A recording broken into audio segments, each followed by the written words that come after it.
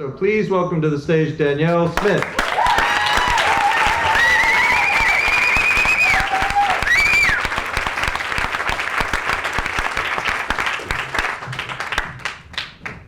So I'm at Mesa Grill right here in New York City.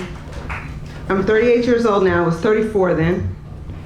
I was editor-in-chief of Vibe magazine, and I was feeling pretty good about myself. I'd moved up in the journalism world. I was able to afford $250 pumps. I thought that an Anne Klein suit was just the epitome of chicness and beauty, and I had one on. So I'm sitting there and I'm enjoying my meal at Mesa Grill, and it's a random weeknight, and Vibe is having a party down the street at the Giorgio Armani store that I'm supposed to make an entrance, you know, after my dinner when the party's really swinging. And so I'm there, I'm enjoying myself, and what I didn't realize is that in a few short moments, platinum recording artist and Grammy-nominated MC Foxy Brown was going to come in there and threaten to beat my ass.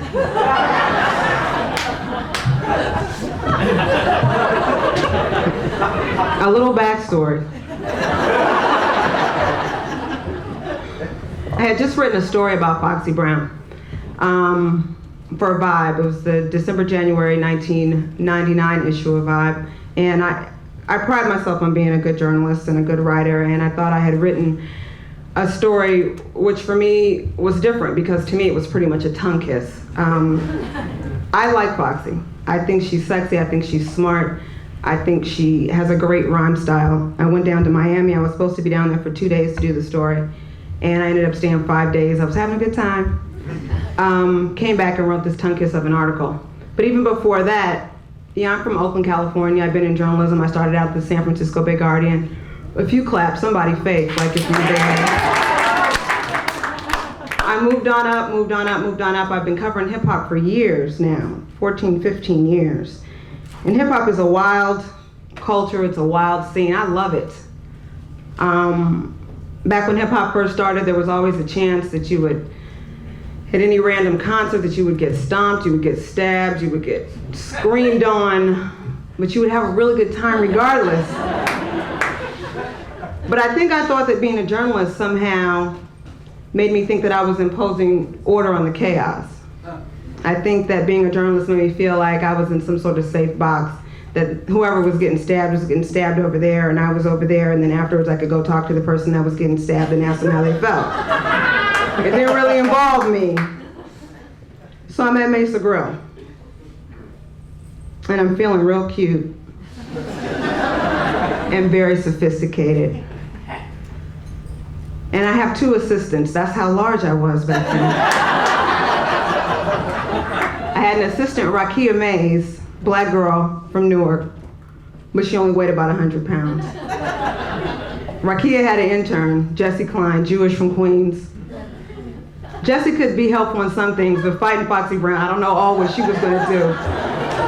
So anyway, Rakia walks in and says, "Look, girl, Foxy Brown is out front in an SUV, and she wants to talk to you about the article. She wants to talk to you immediately. She wants you to come outside." And I said, "I'm not coming outside." Thank you. I said, "So you could go tell her that." Enjoying my meal. Foxy's publicist comes into the restaurant. "Danyel, Foxy's outside. She's very, very upset about the article." In my mind, I'm like, "For what?" But I say, "Look, Marvette, I'm not going out there. What you should do is take Foxy back to I thought this was reasonable. Take Foxy back to your office. When I finish my meal, and when I'm done with my party at the Giorgio Armani store, I'll be happy to come by your office and talk to Fox. But I'm not running out of my meal at Mesa Grill and talking to her in the middle of the night. I'm just not doing it." Marv looks at me like, "Okay, I'll tell her that." Enjoying my meal. The next thing I know, my shoulder's getting banged on so violently. I'm gonna tell you, I was scared. And it's Foxy. And she's got 4 people with her. Foxy's from Brooklyn. I mean, I live in Brooklyn and I love Brooklyn, but Foxy's from Brooklyn. And she was like, I need to talk to you right now. I was still trying to keep my composure. I said, Fox, I'm trying to enjoy my meal. Like, Mesa Grill's like the meal of the century and I have to enjoy it. But I'm like, I have to enjoy my meal. She's like, look, bitch. And she was serious. She was, and it was crowded at Mesa Grill. And me and Foxy and her friends and Rakia were like the only black people in there. I was like, are we really showing out like this at Mesa Grill? She was like, I don't appreciate what you wrote about me in the article, and I don't think you realize that I will beat your ass right up here in front of all these people. I was scared to death. I have never had a fight in my life. So I started thinking. I said, okay, Fox, let's do this. Now understand, when Foxy and I were in Miami, we had a ball. And that's what the problem was. I never make friends with the subject. Anybody that's a journalist knows this. You never kick it with the subject. You always remind them the tape is running. You don't try to sit up and drink with the subject. You don't go to the beach with the subject. You don't go to the spa with the subject. You don't make friends with the subject. I make friends with the subject. I love Foxy. Foxy's mother had her when she was 15 years old. I'm about 15 years older than Foxy. I think I was kind of identifying with her. She was kind of identifying with me, but I still didn't know what she could have felt so betrayed by that she felt like she wanted to beat my ass. I said, look, Fox, let's go to the back, to the bathroom, and let's try to work this out. And she was like this, fine, let's go. She had sneakers on. She had her hair in a ponytail. See, I'm laughing about it now, but I was scared out of my fucking mind. So I walked in front of her to the bathroom. I got my big professional posse of Rakia and Jesse following me. Foxy's backing them up. I walk into the bathroom. There's a little foyer in the bathroom, you know, a little area. I guess that's where we were supposed to have our little rumble. I walked directly into a stall and shut the door.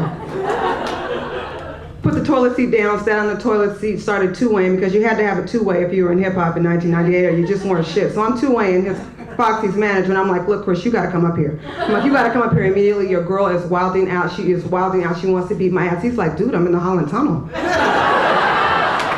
I'm gonna try to get through it if I can, but you better try to work it out. Meanwhile, I'm embarrassed because I'm like, am I really in the toilet stall? In front of Rakia and Jesse, who look up to me like, Danyel is the editor-in-chief. Oh my God, we love her. I was so scared. I never fight. People said, well, was it like when you were in high school? I'm like, we didn't fight at my high school. I went to an all-girl Catholic school in Los Angeles, California. We didn't get down like that. I'm like, I can't stay in the toilet stall. I come out. Rakia's knocking on the door like, you gotta come out. I came out. Foxy has nails this long. She's standing there backed up by like two guys and two girls, and I got Rakia and Jesse, and Foxy saying, bitch this and bitch that. And everything she's saying to me is, bitch, I don't think you know who I am, and bitch, you don't know who you are, and you don't know how I'll beat your ass, and bitch this and bitch that, and bitch this and bitch that. And I'm standing there and I'm getting really scared because she's waving her hand all in my face. And I'm like, I'm about to get my ass beat by the 19-year-old girl. I'm 34 years old, and what I really thought too was, I'm not fighting. I'm a grown-ass woman. I'm the editor-in-chief of a magazine. This shit is gonna be in the paper, and I'm not like gonna be all up in the paper like, one, Danyel got her ass beat at Mesa Grill. Two, I'm not gonna be in the paper just brawling like I'm a kid or some, I just wasn't going to fight. I made up my mind. Plus, I was scared to fight. So she says, it's just bitch, bitch, bitch, bitch. I'm just like 1,000 bitches in the bathroom of Mesa Grill. So finally, I started getting a little bit mad. And you know how fear will like make the scaredness, you know, like anger will make the fear smaller. So finally I said, you know, Fox, I'm not gonna be too many more bitches up in here.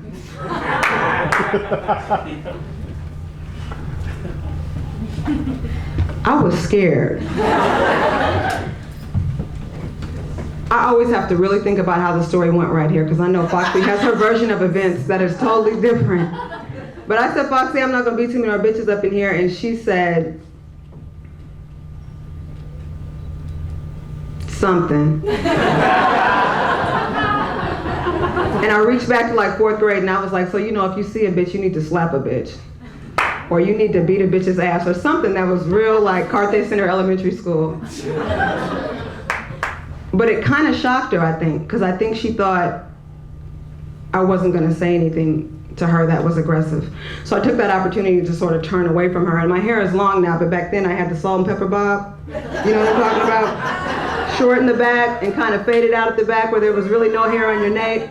But you know, she reached out to me and tried to grab me by my hair when I turned. And she couldn't grab anything because I didn't really have any hair in the back, but I felt her nails on my scalp. And you know that pissed me off? And so I wasn't scared anymore. And I turned to her, I said, are you out of your fucking mind? I said, did you touch me? I said, you felt like that was okay to reach out and touch me? I said, did you read the article? I was like, as long as you are black and on this earth, no one will ever say anything as nice about you as I did in that piece. You need to read this shit and get out of my fucking face. I was like, this is ridiculous. I think I shocked her. I was mad, and I was just trying not to cry. That was my main goal. I didn't want to cry in front of Jesse and Rakia. And I didn't want to cry in front of Foxy Brown and her posse. So I turned and I passed by her and I walked out. I think she was just shocked that I cursed at her like that and I said those things. So I went down to the party and I found some people. Somebody's brother was an off-duty cop, gave me a ride home. I was much more drama, the high-speed chase through Manhattan that I won't go through. But the whole point was the next day, you know, it was in the Post, it was in the news, it was in Newsweek, it was on MTV News, and people were calling me and saying, well, Danielle, do you have a comment? Do you have a comment? I mean, what happened? Did Foxy Brown beat your ass at Mesa Grill? Is it true that Foxy Brown pulled your hair at Mesa Grill? Were you fighting at Mesa Grill? Were you, Giorgio Armani, and Foxy Brown in a big fight at Mesa Grill?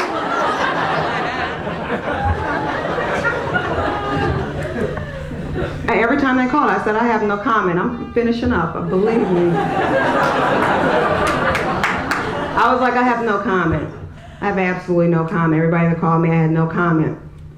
And the reason I had no comment was because I felt like, look, I'm in hip hop. I've been in hip hop for a long time. Hip hop has done so well by me. I would not be the Danyel Smith standing before you, all whatever she is, right now if it wasn't for the music, if it wasn't for the culture, if it wasn't for the scene. I would not be this person. So I just didn't feel it was right or correct for me to comment and come out against Foxy, and in essence, and come out against hip hop. I'm in it. And the thing that I appreciate about Foxy is it's just that kind of crazy energy that she has that makes hip hop what it is, that has made me what I am. And the thing that I thought about is, in hip hop, it's the kind of place, the kind of scene that you just might always, you know, get your ass beat. That's what the deal is. Thank you.